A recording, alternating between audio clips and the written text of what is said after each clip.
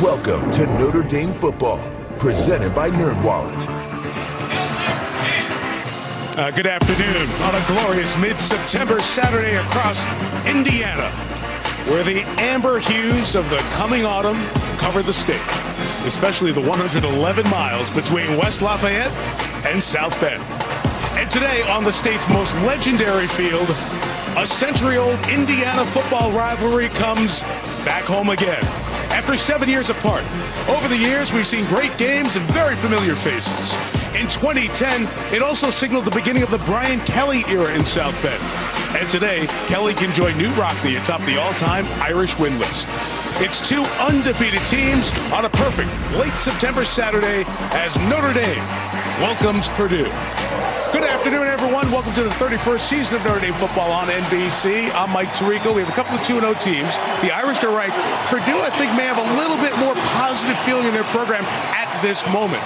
The Irish won, of course, a 3-point win at Florida State in overtime, then eked out a win over Toledo. They've got to find a more consistent run game and not give up big plays on defense. As for Purdue, they blew out an outmatched UConn team last Saturday, beat Oregon State and win one. They're a prolific passing team, just like they have been for the last 20 years, just like they were when Drew Brees was their quarterback. Drew, of course, in the booth with me. He'll join me right before kickoff, along with Catherine Tappan. But to the most important story of this game and of this day, and that is the percussion discussion, the drum. Purdue's drum, the symbol that goes with this band, this century-old drum that's too big for the visitors' tunnel here in South Bend. It's prohibited from the Notre Dame tunnel. It made the drive this morning. It's outside. It's behind a gate. It can't get near the stadium. If there's any more of this breaking news, we'll keep you covered. I love college football. It's time for the U.S. Bank Countdown to Kickoff. And with that, Jack Collinsworth and Corey Robinson. Hey, guys. Mike, you wouldn't hear a drum in here anyways right now. Corey, you played in this Purdue rivalry a couple of times. Two Indiana schools right down the road from each other. What do you remember about it? I remember it being a thrilling rivalry because we bust up to Purdue last time, and we were there. You could feel the energy. You could feel the opposing crowd. It reminded me a lot of being back home in Texas, going out to some rivalry back in West Texas or something like that. I remember our offensive coordinator now, back then our quarterback, Tommy Rees, had 2 touchdowns that game. Let's get to a upcoming Notre Dame opponent in action right now, Cincinnati. They have Indiana today. They will be here 2 weeks, exactly 2 weeks from today. Got a little chippy there in pregame warm-ups. Those schools. Notre Dame's won 7 straight in this rivalry. They haven't been in 7 years. Brian Kelly's final word to his team a moment ago. This is a rivalry game. They will bring it for 4 quarters. We're bringing it for every play. 1 play at a time, 6 seconds, reload, go to the next, play championship level football. It's time, Matt. You had your warm-up games. That's over. Let's now show up everybody who this football team is. Let's get ready to play. That matches the tone that Brian Kelly set for his team throughout a physical week of practice as the Irish try to get win 3 of the season. They have won 25 in a row in this stadium. And they're playing in front of the biggest crowd they've seen in Notre Dame Stadium in 2 years. And here come the Irish.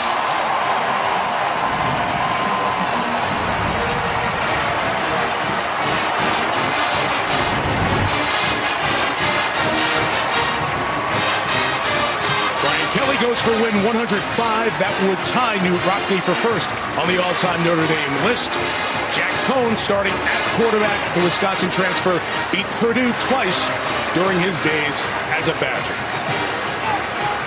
Couple-hour drive northeast from West Lafayette. It's a beautiful drive across America's heartland. The undefeated Purdue Boilermakers return to Notre Dame Stadium for the first time since 2012.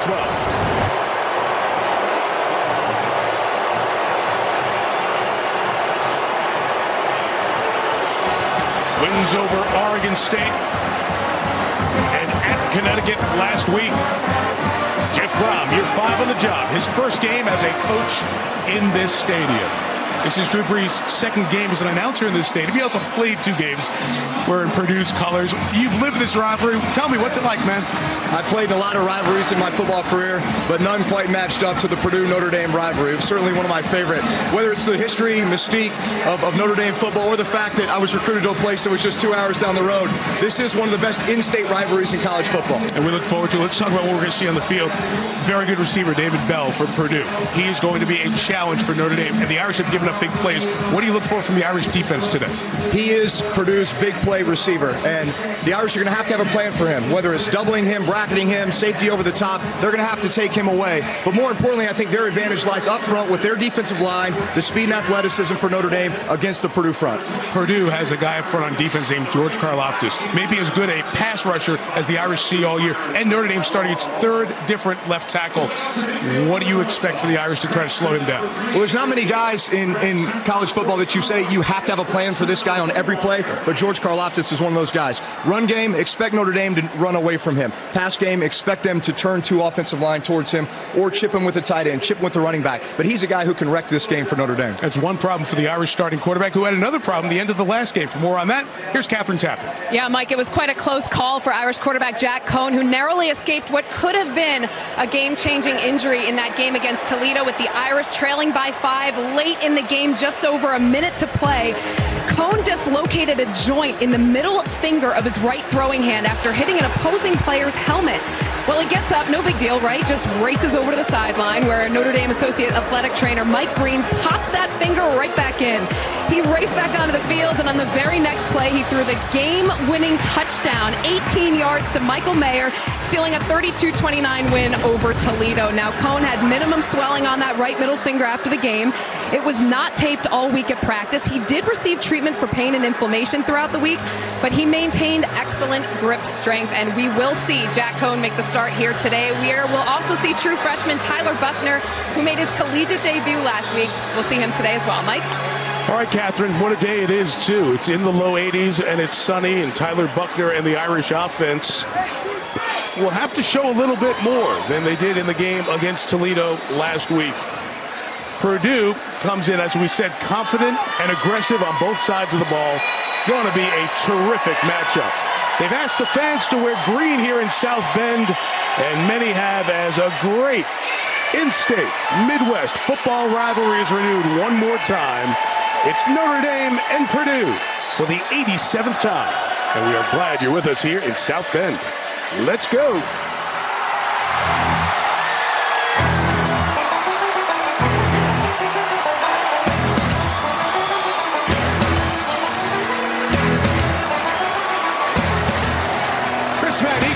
Is the kickoff man for the Boilermakers. Chris Tyree is back deep for the Irish. And we are underway in South Bend.